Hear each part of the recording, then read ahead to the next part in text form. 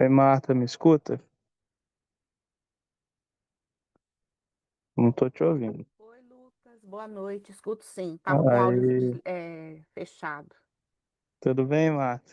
Tudo bem, graças a Deus. Deixa eu só É, tirar isso já aqui. tá gravando, né? Eu vou só deixar você como anfitriã, tá bom? Tá, Esse tudo bem. pedacinho começo aqui eu corto antes de subir no YouTube. Tá ótimo, Lucas. Obrigada. Eu que agradeço. Eu vou botar você como. Tá bom. Uhum. Show. Pronto, botei como anfitriã, tá bom? Aí Tá você jóia. consegue permitir Obrigada. as pessoas entrar. Uhum. Ok. Tchau, tchau, Marta. Tô aqui no Araci já. Tchau. Tá, fica com Deus. Tchau. Bom trabalho aí. Tchau, tchau. Você também. Bom estudo. Obrigada, Lucas.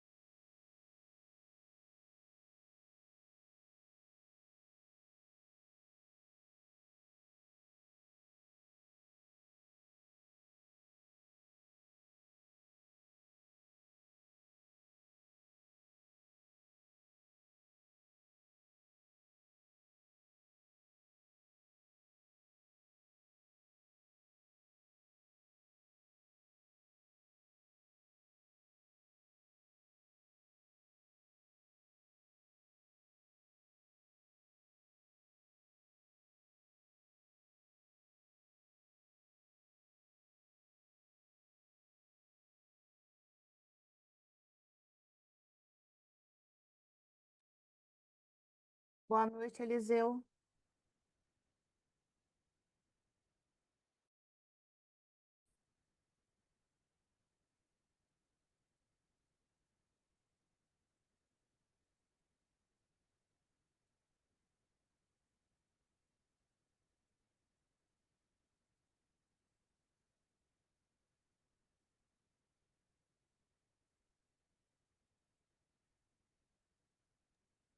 Boa noite, mano.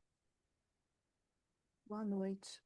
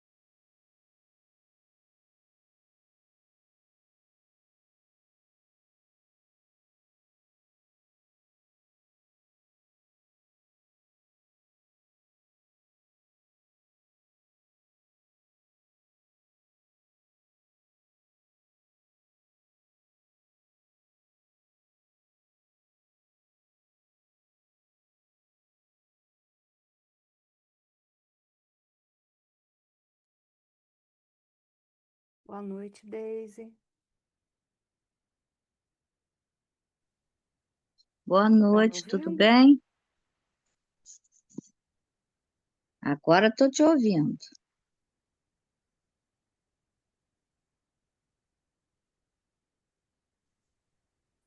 Boa noite a todos. Boa noite, Sheila. Eu vou esperar só mais um minutinho, dando a tolerânciazinha de 5 minutinhos para a gente poder iniciar. Tá?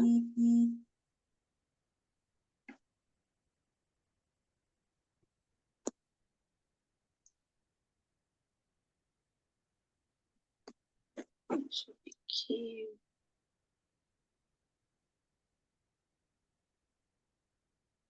Então, boa noite a todos. Nós vamos iniciar mais um estudo do 21º Seu. Estamos estudando a obra A Evangelização na Regeneração. São textos e mensagens dos espíritos Eurípides Barçanufo e Lúcio de Abreu, através da médium Janaína Farias. Estamos no fascículo 1 e hoje vamos iniciar o capítulo 1. Como preparação, eu vou ler uma pequena página do livro Psil, de Adeilson Sales. Ele fala assim, falando sobre o conhecimento.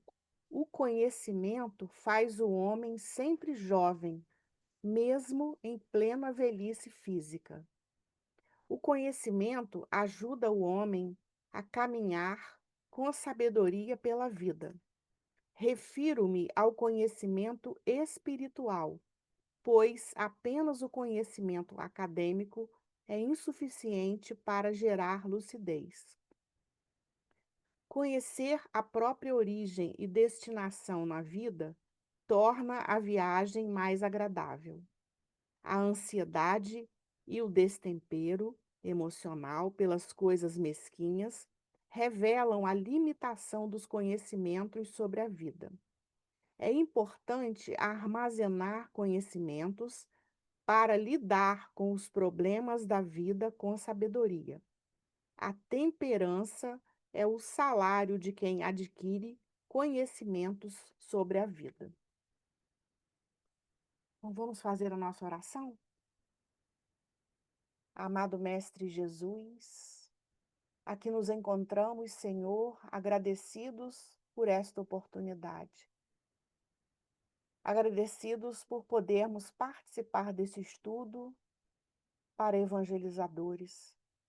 O estudo que abre a nossa mente e o nosso coração, para que possamos vislumbrar as tuas verdades, Senhor, a fim de compreendermos melhor as lições que o Senhor nos deixou e que devem nos servir de roteiro para a construção do nosso futuro espiritual.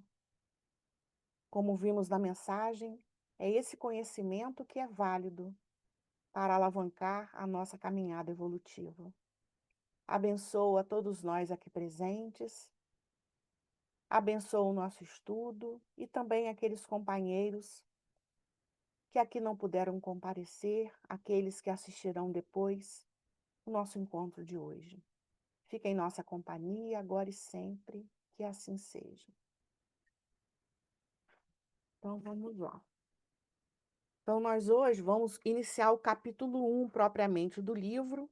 A gente estudou o prefácio, depois a gente teve uma mensagem inicial de Eurípides, tivemos um pequeno poema, né, ao trabalhador, e agora vamos iniciar o capítulo 1, propriamente dito, que se intitula Uma Longa Caminhada. Capítulo ele vai trazer algumas observações interessantes.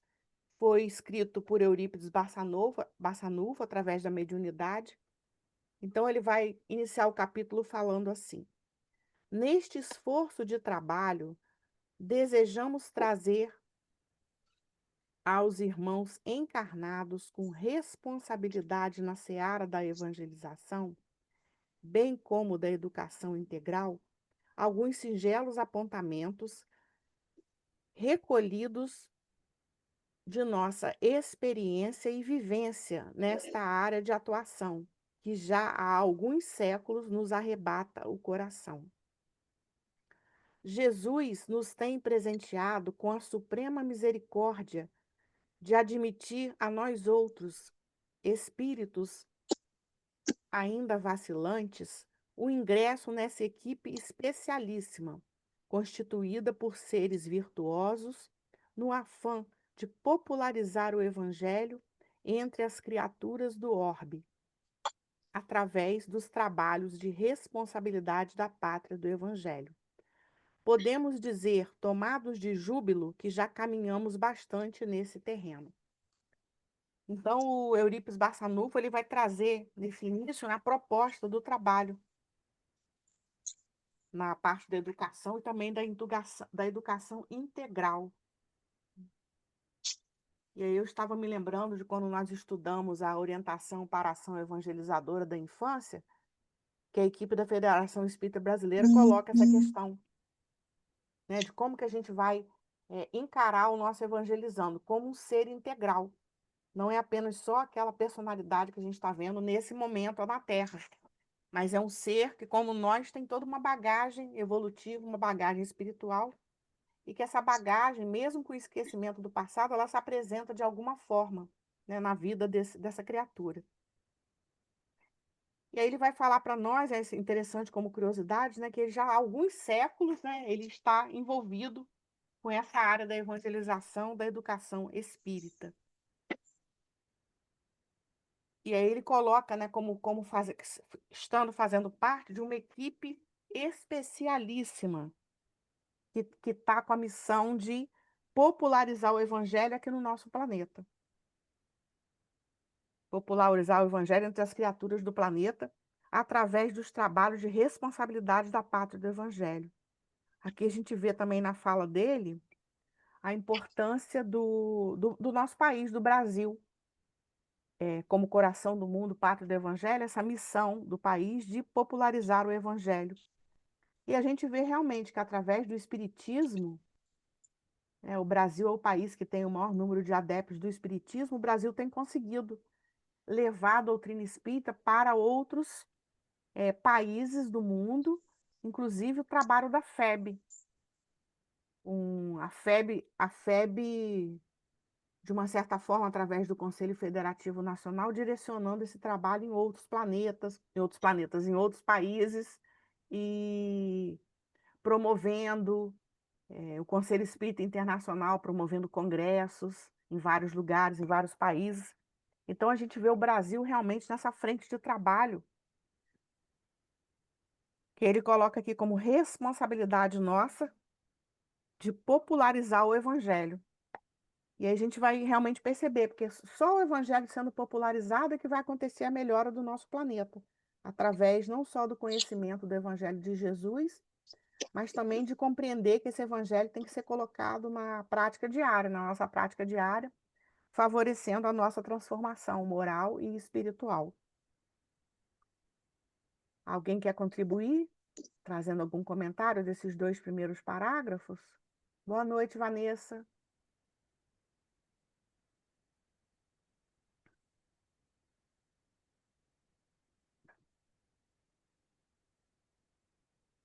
Alguém deseja falar, trazer algum comentário desse iniciozinho do nosso trabalho, da nossa leitura de hoje? Então, vamos seguindo, né?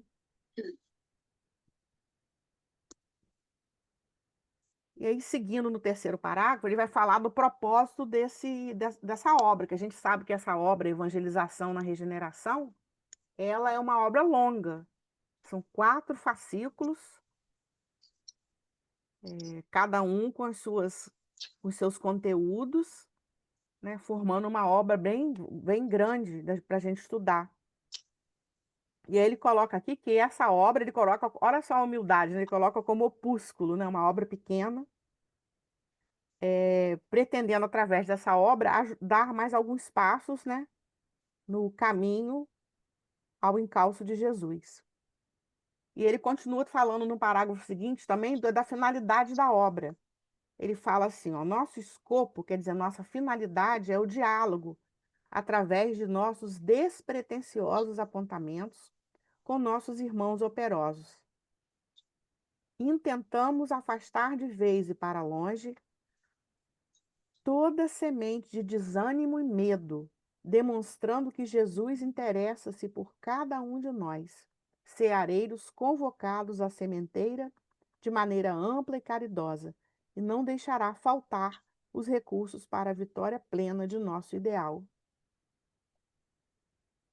Alguém poderia contribuir com a interpretação desse parágrafo? Ele continuou falando aí da finalidade da obra.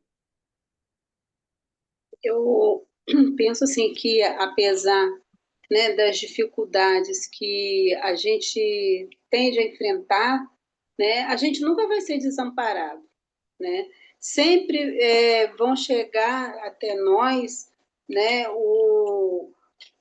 como eu sempre falo, o socorro sempre vem, né? Porque às vezes a gente se vê-se tão perdido diante dos desafios, né, que a gente enfrenta e tende, né, até mesmo pelas nossas fragilidades humanas, a gente desistir, querer desistir.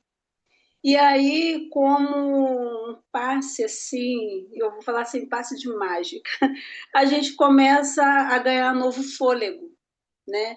E aí a gente para e analisa assim, mas eu estava tão desmotivado, né? Eu estava tão assim perdida e de repente a gente tem aquele novo ânimo, aquele novo hálito para a gente dar continuidade.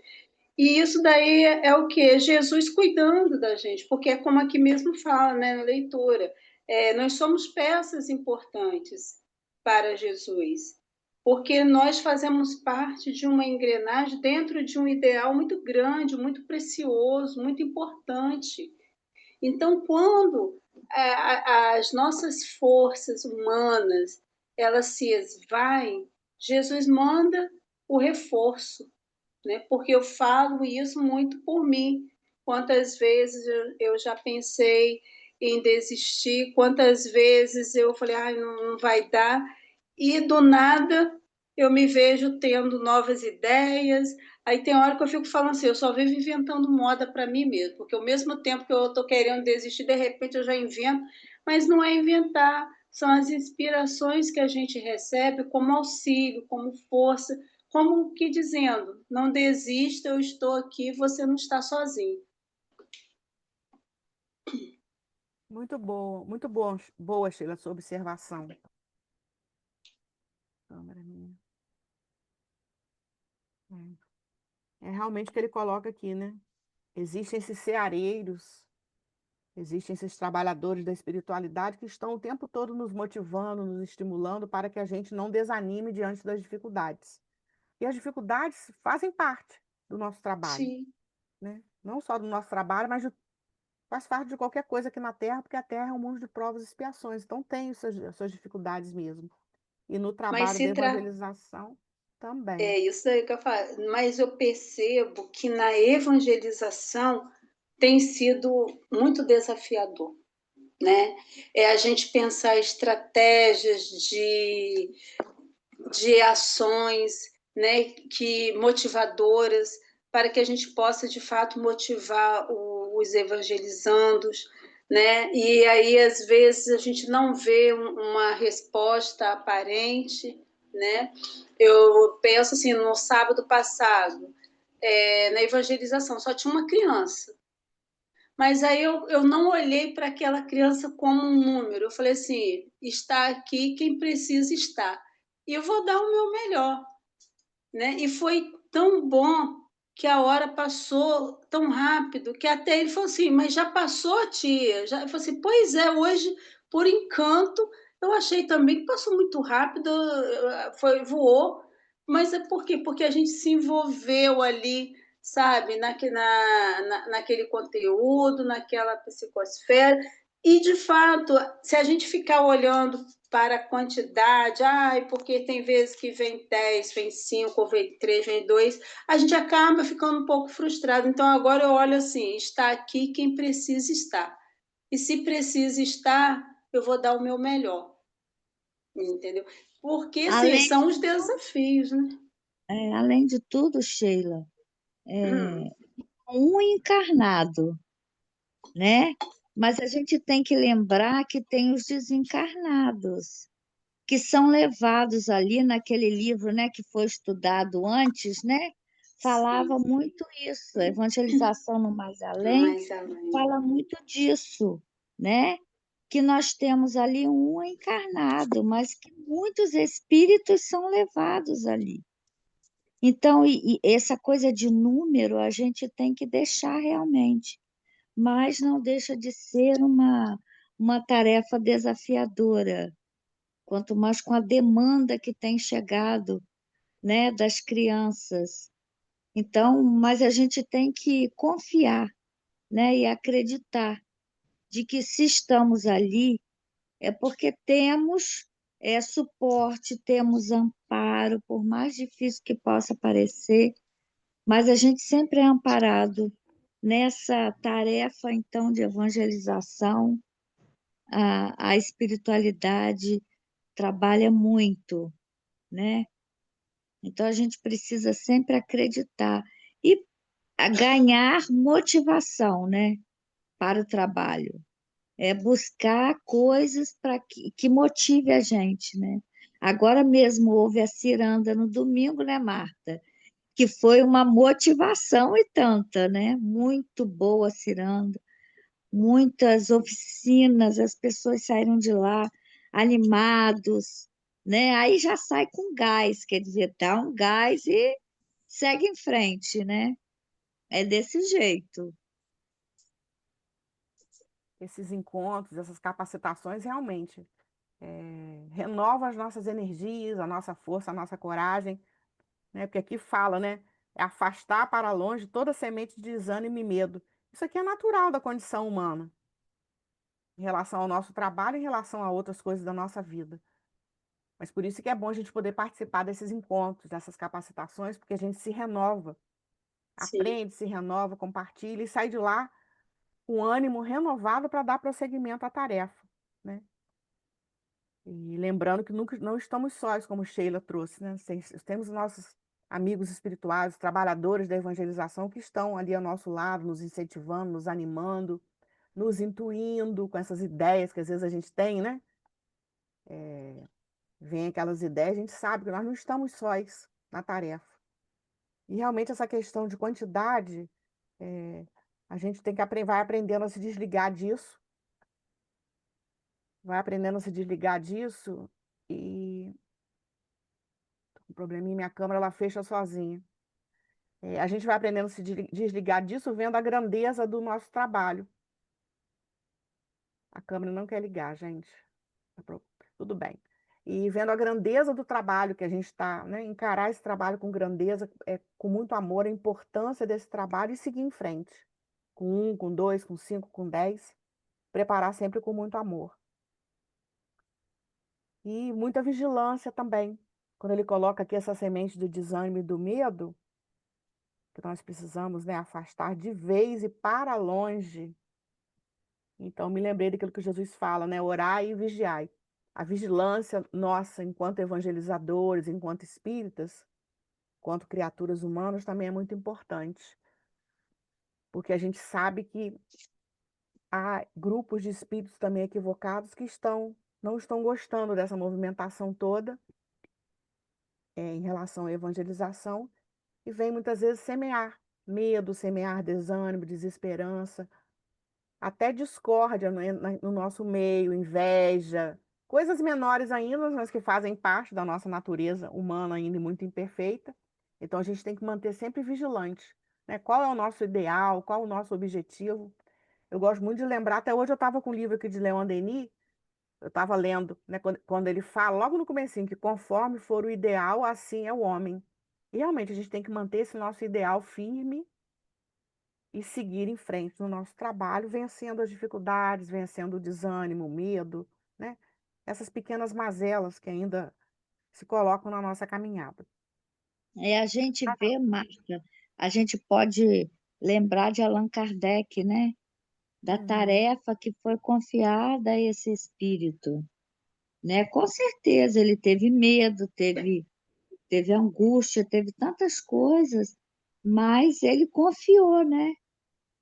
Ele acreditou, ele confiou no que o Espírito de Verdade disse para ele e ele se entregou a essa tarefa, né, na certeza de que estava sendo amparado. E aí, olha o produto disso tudo, né? O que que ele nos trouxe? Tanta coisa, né? Já pensou se ele tivesse medo e medo deve ter tido, né? Mas ele confiou, ele acreditou e ele seguiu o caminho dele, né? Então isso é muito inspirador para a gente também, né? Ótima lembrança, Daisy. Tem Então, uma prece dele que é linda, quando ele fala pro Espírito de Verdade, né? Que ele diz uma prece linda, que ele se entrega exatamente ao trabalho, né? Então é muito bonito. Depois no final eu leio a prece dele, ótimo. Muito bom. tá? Aí fica sendo a nossa prece. Pode ser, ótimo. Eu leio no final a prece. Tá ótimo, Daisy. Então, vamos seguindo aqui com a fala do Eurípides. Analisando as conquistas da humanidade nos campos da educação do ser, perceberemos que muito material de origem superior já foi disseminado entre os encarnados.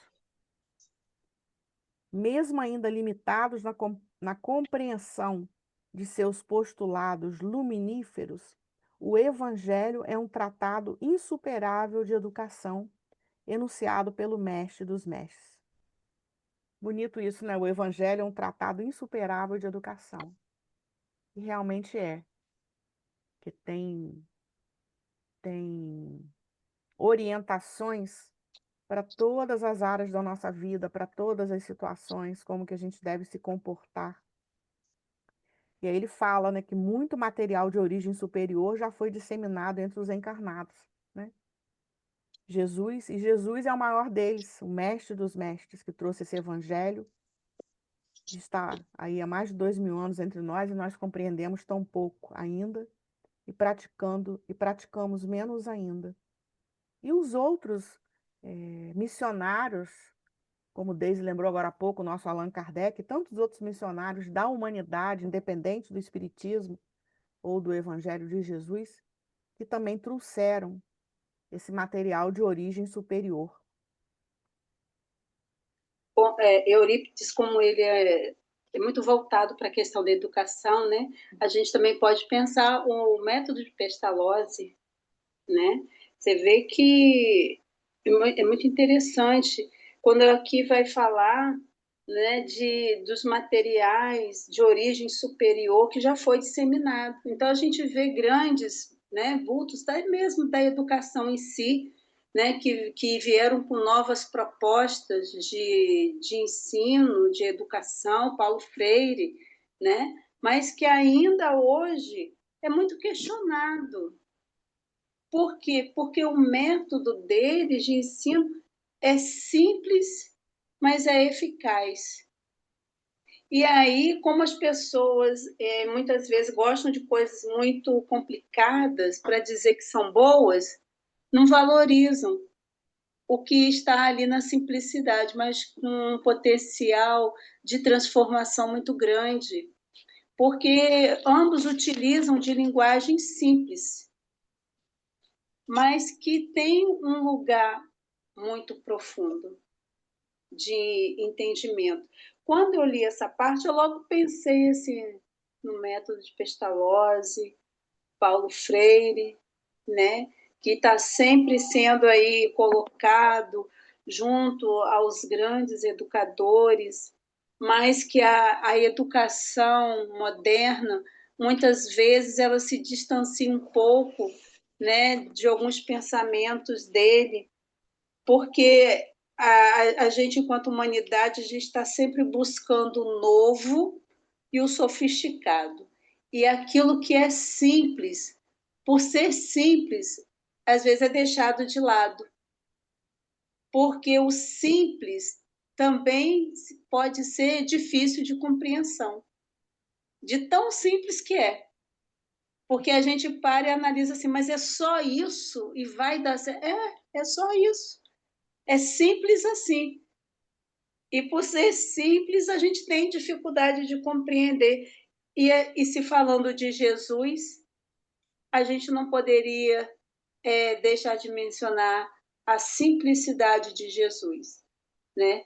O grande educador que falava em parábolas, conquistava corações com seus ensinamentos simples. Então, né, quando Eurípides coloca aí que muitos materiais de origem superior já foi disseminado, a gente entende que sim, é verdade. Nós que não estávamos ou não estamos preparados para identificar, né, e ver assim, como que pode algo de tamanha magnitude ter o poder tão grande de transformar. Por quê? Não é deste mundo, né? Vem de mundos superiores, de inteligências superiores, para nos auxiliar, né? Para nos auxiliar a conduzir, né, nesse processo, porque nós vivemos um processo muito difícil. A educação em si, né, propriamente dita, ela passa por um desafio muito grande, porque, de um lado, a gente tem as grandes tecnologias, não que sejamos contra, mas o valor que é dado, né, de fato, o que é importante, né? Às vezes a gente valoriza muito o que é passageiro e o que é permanente a gente deixa passar. Então, quando Eurípides vai falar dessa preocupação com a educação, ele que foi também um grande educador, e vê que essa base formadora do indivíduo, ela está muito fragilizada, não só pelos instrumentos em si, mas também por aqueles que se utilizam, porque são os próprios educadores, né? Também estão vivendo um processo de fragilização.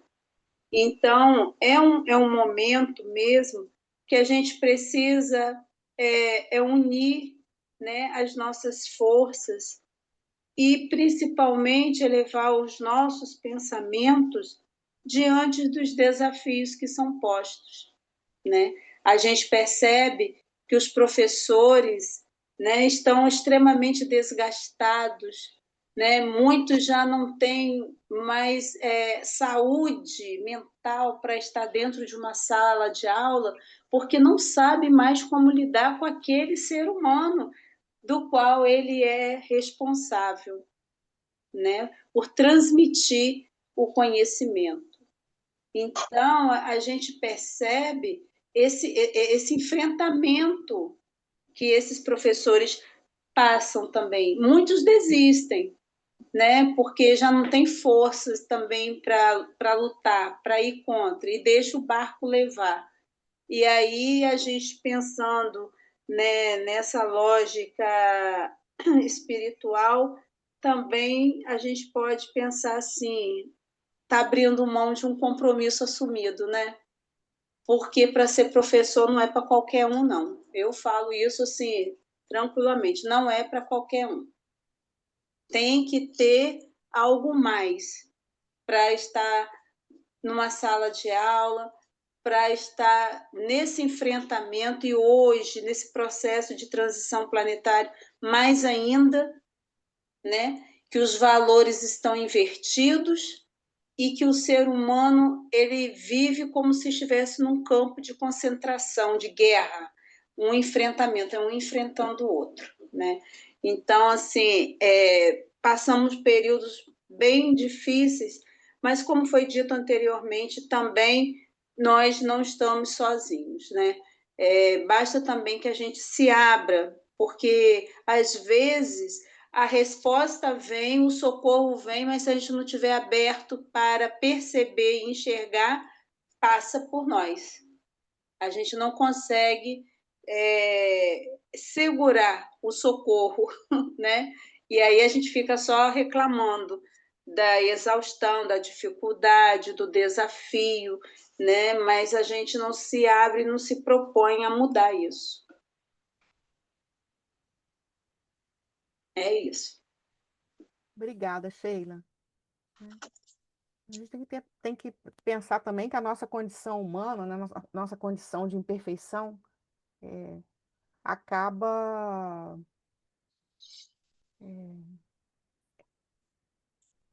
influindo em tudo isso. Porque a gente está nessa caminhada, nessa luta para vencer a nós mesmos. Então, a gente não consegue dar conta de muita coisa que nos acontece, seja em sala de aula profissional ou mesmo dentro da casa espírita, porque nós somos humanos e muito imperfeitos.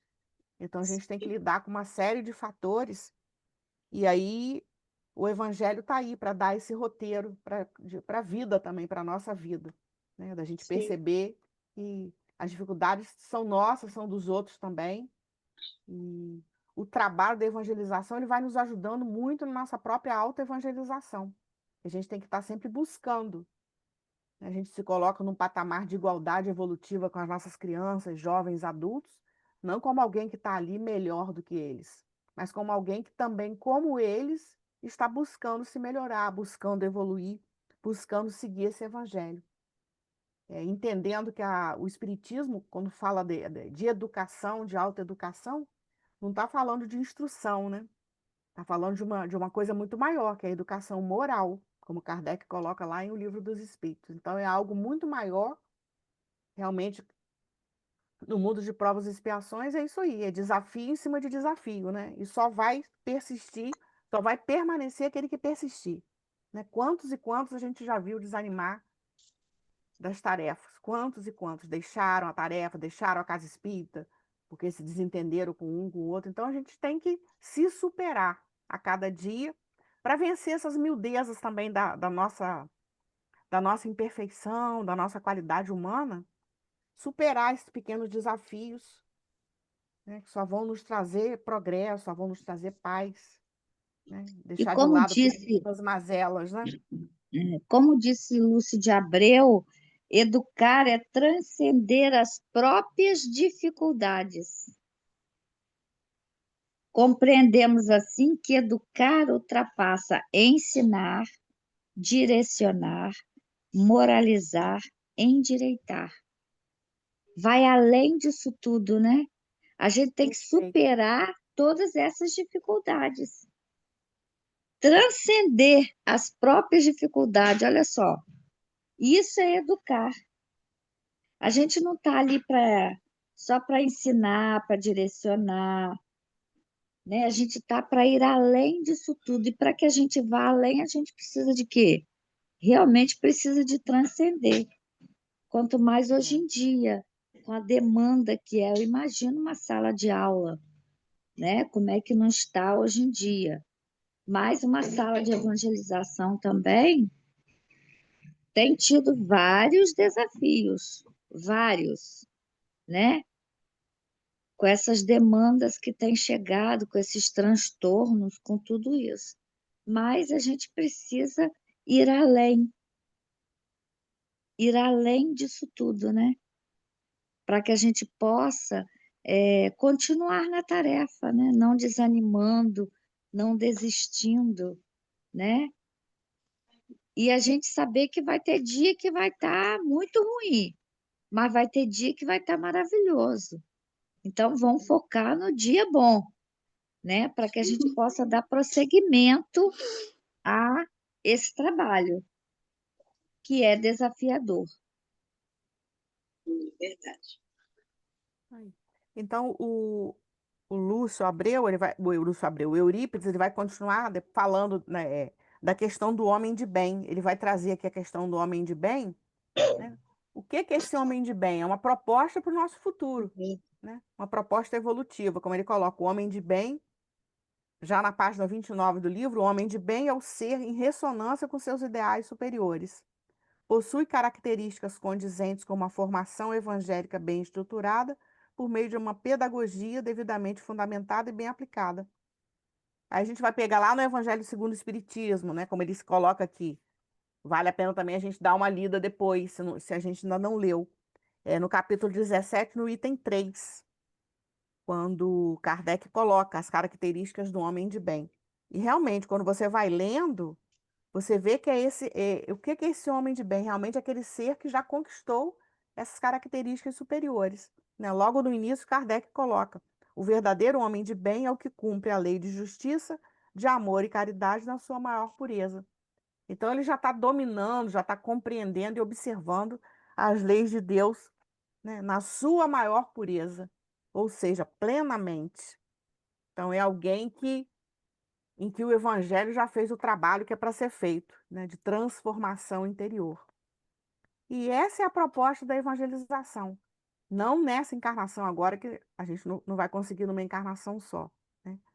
Mas se evangelizando permanentemente, né, para um dia sermos esse homem de bem, esse ser já em consonante, né, em ressonância com os ideais superiores, em consonância com o Evangelho do Cristo, né, vivenciando aquele Evangelho do Cristo no seu dia a dia.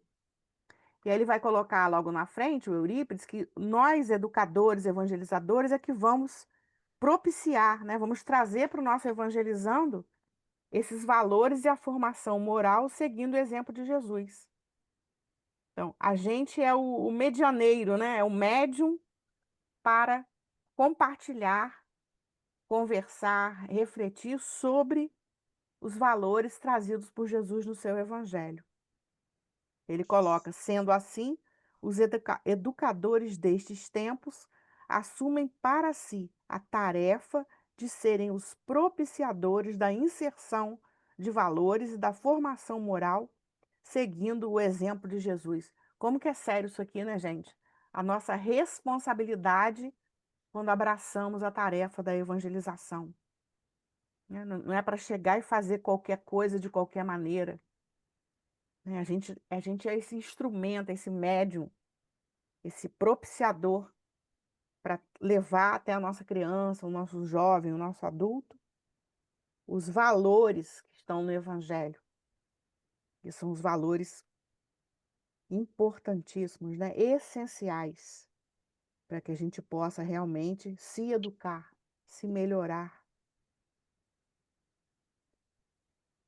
A gente precisa olhar realmente para a nossa tarefa como uma tarefa grandiosa, uma tarefa de suma importância para a construção do mundo de regeneração, né? Eu recentemente trabalhei na turma de domingo lá da Casa Espírita, crianças de 9 a 12, sobre...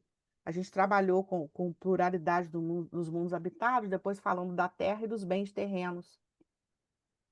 E a gente estava concluindo junto com eles sobre essa mudança que está para acontecer, né? Que está acontecendo paulatinamente na Terra, transição de provas e expiações para mundo de regeneração, e que depende de cada um de nós. Não é algo que vai se dar por ordem divina, mas essa transição e chegar lá, alcançar esse mundo melhor, é obra para todos nós, é tarefa para todos nós. Dependendo muito da nossa mudança de atitude, da nossa mudança de comportamento, da nossa moralização, quando a gente não vai mais achar certas coisas normais, né? Certas coisas porque todo mundo faz. E são esses valores que a gente tem que passar para os nossos filhos, né? Para nossas crianças, né? Não é ruim, não é negativo ser diferente, fazer o que os outros estão fazendo, porque é bonitinho, porque é normal, porque todo mundo faz, não. A gente precisa refletir. Ah, tá todo mundo fazendo, né? Todo mundo faz isso, faz aquilo, mas vamos refletir. Isso está de acordo com o que Jesus nos ensina? Então temos que levar a criança também a essa reflexão, ser esse instrumento que vai levar a criança para tirar suas próprias conclusões. Domingo eu estava lá na oficina com a companheira que participou comigo e a gente estava conversando sobre isso. Eu estava até comentando com ela, eu gosto muito de trazer motivação. Não numa turma muito pequena, mas numa turma já de crianças maiores, de trazer uma motivação para começar a aula. Porque não cabe mais a gente chegar para falar: ah, hoje nós vamos aprender isso, isso, aquilo. Não.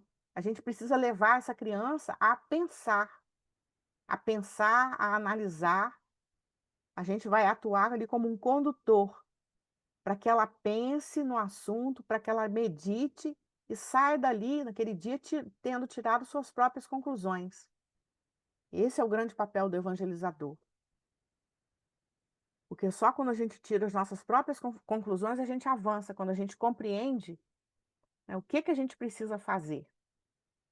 E a gente vê hoje com essa questão das redes sociais, tudo sendo propagado com muita rapidez, né, as modinhas que estão aí e que influenciam crianças, jovens e adultos, né? A gente precisa pensar por que a gente está fazendo aquilo, por que a gente está seguindo aquela modinha. A gente realmente quis seguir, porque a gente pensou que é legal, vale a pena, ou a gente está fazendo só porque todo mundo faz, né? E a Casa Espírita é esse espaço que a gente tem também, além da família, de trazer essas reflexões e da gente entender que nós somos os condutores de nós mesmos e que seja, de preferência, seguindo os ensinamentos de Jesus, o exemplo de Jesus, que é o maior exemplo que nós temos. Algum comentário dessa parte aí que fala do homem de bem, pessoal? O exemplo de Jesus é muito desafiador para nós neste processo de transição planetária. E, assim, é tão interessante quando Eurípides coloca isso, que mais adiante ele vai falar dos recursos pedagógicos, mas quando a gente para, como você mesmo colocou, Marta, e se a gente conseguir trazer os exemplos e os ensinamentos de Jesus e colocar nessa didática cotidiana da nossa vida, né? E aí a gente se depara com os verdadeiros desafios. Eu falo isso porque a minha turminha lá, a maioria é menino, e o assunto geralmente passa pelo mundo do futebol. E aí eles comentam, porque levou um carrinho, não sei o quê. E aí o grande desafio é a gente trazer o exemplo de Jesus para esse contexto, porque teve um que o coleguinha lá deu um carrinho nele e o pai falou, você da próxima vez tem que dar um soco nele. Aí a gente para, porque é delicado, porque quem falou isso foi o pai, né? E aí a gente vai introduzir os ensinamentos de Jesus nesse contexto. O que Jesus nos ensina do perdoar? Será que Jesus faria isso, daria um soco? Diante de todo o conhecimento que nós temos de Jesus e tudo que ele deixou para nós de exemplo. Então, assim, quando Eurípides fala isso, o exemplo de Jesus é muito amplo, porque ele se aplica em tudo na nossa vida, das coisas mais pequeninas às mais complexas. Mas a gente trazer o exemplo de Jesus e introduzir isso no nosso cotidiano, que é o grande desafio, não só na evangelização, mas na nossa vida mesmo, porque quem que não se ira diante de alguma situação, quem que às vezes não acaba se deixando levar. E a gente precisa sempre estar, né, nessa vigilância, você que alguém colocou aí, né? Porque o evangelho, o exemplo de Jesus, ele demanda isso da gente. Não é uma história escrita, mas é um fato vivido, experienciado por ele, por Jesus, porque ele passou por todas essas situações, né? E ele deixa o exemplo para que a gente possa seguir. Vai ser difícil, porque em momento algum ele diz que é fácil, mas ele diz que é possível da gente fazer, basta a gente querer, né? Então, quando a gente está com o evangelizando e a gente também se depara com algumas situações, o exemplo de Jesus é a estratégia perfeita, é a resposta clara e precisa para esses desafios, né, que enfrentamos. Então, assim, eu lembro sempre desse exemplo do futebol, porque foi eu fiquei assim parada quando ele disse, mas foi meu pai que falou. Mas eu também tive que ter cuidado para não desmentir o pai, né, de cara, mas não deixar que aquela fala ela permanecesse, mas que a gente colocasse o ensinamento de Jesus diante dessa situação, que ele levou um carrinho, que ficou aborrecido porque machucou, que o colega agiu de má fé, mas aí a gente vai falar de perdão, né? E a gente vai introduzir outros sentimentos, né? Porque é uma prática muito contínua dele, porque ele joga, tem escolinha, essas coisas, então com certeza vai acontecer novamente. Mas não, é o que eu sempre falo, não importa o que o outro te faça, é o que você faz com que o outro te fez. Que aí a responsabilidade é nossa, né? Porque o que deu o carrinho, ele carrega a sacola da responsabilidade. Mas se eu der um soco nele, passa a ser a minha responsabilidade. Então a gente senta e coloca, né, me faz lembrar muito de Jesus com as parábolas, né? A gente coloca dentro do universo deles. A gente não busca estratégias fora. A gente busca aquilo que eles estão trazendo, que faz parte do cotidiano deles, mas e não podemos deixar de introduzir os exemplos de Jesus. Perfeito. Jesus sempre como essa grande referência, né? Quando a gente É, estudou lá atrás a orientação para a ação evangelizadora da FEB, né? Foi colocado isso no conteúdo que a gente estudou, né? Jesus e Kardec são as nossas referências, né, no processo da evangelização. E é isso aí, a gente tem que ter essa, eu falo que é sensibilidade, né, nesses momentos assim mais delicados em que a criança traz algo, ou o jovem, algo de família, né? A gente tem que ter muita delicadeza, muito feeling ali na hora para poder, sensibilidade para poder saber como responder. E aí a gente usar o evangelho é ótimo, que aí não é a nossa opinião pessoal, é o ensinamento de Jesus que deve nortear os nossos comportamentos. Porque esse exemplo aí que você trouxe é super comum, né? Essa coisa do bateu, levou é super comum. É super e comum no ser passada pelos pais, né? sim, É muito sim. comum. É um jogo assim, é um esporte um pouco violento, né? Um pouco agressivo por conta da dinâmica que é, né? E mais assim, as pessoas a gente entende, né? Que às vezes acaba se perdendo ali por causa do jogo, o calor do momento, mas é algo que é muito comum, é uma fala muito comum e é tido como algo simples. Mas Uhum. os próprios pais não percebem que eles estão incentivando a pessoa, aquele ser se transformar numa pessoa violenta, agressiva, né? Porque a partir do momento que ele incentiva a a agressão não vai ficar só ali. Ela pode permear diversos campos, diversos espaços, né? E aí depois você não quer ter um jovem agressivo, você não quer uma criança agressiva, uma vez que você mesmo está incentivando isso, mesmo que seja em nome do esporte, que não deveria ser, né? E acredito que não deva ser a orientação, né? Mas acaba por ser um jogo de contato, e aí acaba havendo essa disputa. E aí eu falo assim: vocês não são inimigos, vocês estão no campo ali naquela hora, naquele momento, disputando um jogo, mas quando acabar o jogo, todo mundo é amigo, de novo, como também no campo. Então, mas se você bate no outro, como que depois você vai ser amigo? É isso Olha, aí. Você vai levando a reflexão, né? eu nunca respondo nada, eu só vou perguntando e vou É. deixando e a gente vai, sabe, pensando junto. Já teve efeito, né? Porque já aconteceu. Aí falou assim, tia, olha, não sei quem me deu um carrinho. Eu falei assim, ai meu Deus, e aí, você fez o quê? Aí ele falou assim, não, ele veio, me pediu desculpa, me deu a mão, me levantou. Eu falei, então, tá vendo?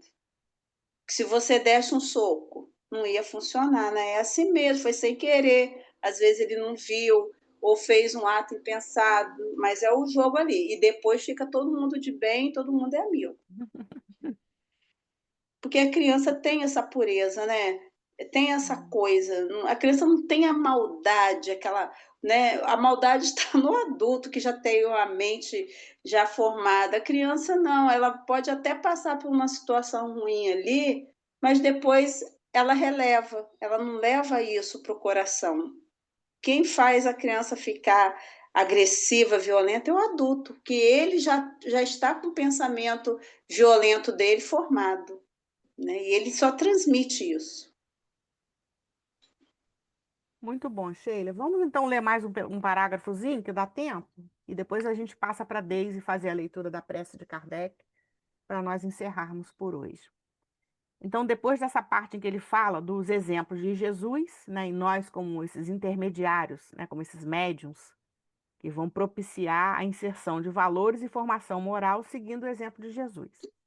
Enaltecendo o valoroso trabalho até aqui desenvolvido, frente à educação e à evangelização de nosso planeta, somos chamados a considerar que as ferramentas didáticas dos tempos atuais, bem como os recursos pedagógicos, têm se mostrado insuficientes para essa nova demanda educacional. Nossas atuais formas de administrar conhecimentos, sejam eles filosóficos ou científicos, estão carentes de recursos de experimentação plena. Aguçam o raciocínio em algumas frentes ou os sentimentos em outras ocasiões. Mas, na maioria das vezes, não possuem maiores vínculos com a responsabilidade e o discernimento. Faltam, nesses casos, a real capacitação dos educadores e evangelizadores. Então, ele vai trazer, né, eu entendi, ele vai trazer, né, uma observação sobre o que nós temos feito, mas que ainda não está sendo insuficiente para essa demanda educacional.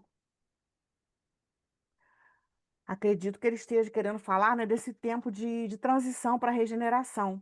E aí, quando ele fala que não possui maiores vínculos com a responsabilidade e o discernimento, é porque talvez a gente venha vindo num processo de apenas levar o conhecimento, né? Não buscando essa parte de trazer esse conhecimento para o nosso coração, e para o coração das nossas crianças, dos nossos jovens. Né? Porque durante muito tempo foi feito assim, como também no ensino formal, né? Passar conhecimentos, passar ensinamentos. E aí eu me lembro mais uma vez do material da FEB, da orientação da FEB, quando eles colocam a proposta de Pestalozzi de cabeça, coração e mãos dentro do nosso trabalho na evangelização, que é não apenas o conhecimento doutrinário, mas também a questão da prática, né? Trazer esse conhecimento para o nosso coração e compreender esse ensinamento e as mãos que representam a nossa mudança de atitude diante da vida a partir do conhecimento evangélico doutrinário. Mas isso só se dá quando a gente leva a nossa criança, o nosso jovem a pensar naquilo. Não apenas despejar conhecimentos, falar, mas não levar esse evangelizando a pensar sobre aquilo. Como Sheila citou esse exemplo da violência. Né? Você vai conduzindo a conversa, né, levando a criança a pensar e a tirar as suas conclusões, se aquilo está de acordo com o Evangelho ou não está de acordo com o Evangelho. E como essa proposta dessa obra toda tem a ver com essa mudança na maneira de se evangelizar, né? Porque naquele outro livro, que é o maior, tentando achar o meu aqui, que é a Evangelização, o Elo Invisível dos Corações, a gente vê que a proposta ali é uma proposta diferente. É uma proposta bem diferente do que a gente tem feito ou que a gente está tentando fazer engatinhando. Porque a gente traz ainda arraigado aquela coisa do passado, da educação formal. E não cabe mais. Cabe a gente levar a reflexão. Né? Olha aqui, como ele fala, ó, não possuem maiores vínculos com a responsabilidade e o discernimento, né? A forma como ele fala de administrar o conhecimento, ou seja, de levar o evangelho. A gente tem que propiciar essa responsabilidade e o discernimento, como no caso aí do carrinho no futebol. Você vai levar, através da conversa, vai conduzindo para que ele analise a cena e tire suas próprias conclusões. É assim, quando ele coloca assim, essa questão da carência de recurso de experimentação plena, né? E aí depois ele vai falar, ora, vai aguçar o raciocínio, ora, o sentimento. É uma coisa muito segregada. Mas quando assim, quando fala dessa experimentação plena, até mesmo enquanto evangelizadores, né, a gente vai falar dos exemplos de Jesus, mas quando a gente fala de algo experimentado, ganha uma outra conotação do que algo puramente dito, né? Assim, transcrito ali para a criança, né? Mas quando a gente experimenta também, né, esse exemplo de Jesus, quando a gente fala, né, soa de uma forma diferente. Então, eu vejo que aqui ele também quer dizer isso, que é necessário também que os evangelizadores, os educadores, eles tenham essa vivência, que eles tenham essa experimentação plena do Evangelho, do ensinamento do Cristo, para que ele possa também falar, né? Não falar apenas por palavras, mas, né, com ações, trazendo para a nossa realidade, porque foi assim que Jesus conquistou aquela multidão, né? Ele não falava de algo distante, ele falava de algo muito próximo àquela realidade, em que as pessoas se viam naquela realidade e por isso conseguiam compreender.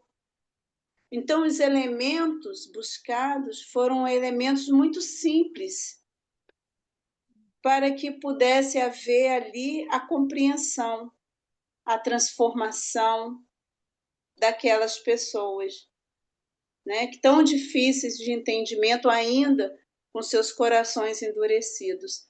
Mas a gente vê que ainda hoje, passado mais de 2000 anos, nos comportamos tal qual aquelas pessoas, com os nossos corações ainda endurecidos, né, para os ensinamentos do Cristo. Muito bom, Sheila. É a questão da vivência, né? A gente já está na nossa hora, é trazer a vivência. Sim. E a vivência é a parte das mãos, né? É como que eu vou, como que esse ensino está me influenciando para que eu mude de atitude. Então, é trazer para a nossa vivência, que é a parte mais difícil. Porque o conhecimento, a parte intelectual é fácil da gente aprender, né? Mas passar pelo filtro do coração, do sentimento e depois trazer para a vivência, para a nossa prática, para que esse conhecimento ele mude as nossas vidas. Então, nós vamos parar aqui, né? Ficamos em novos objetivos, lá na página 30. A gente agradece a presença de todos, a participação de todos. E vamos pedir, então, a nossa Deise que faça essa leitura que ela sugeriu, dessa prece de Kardec, para ser a nossa prece final.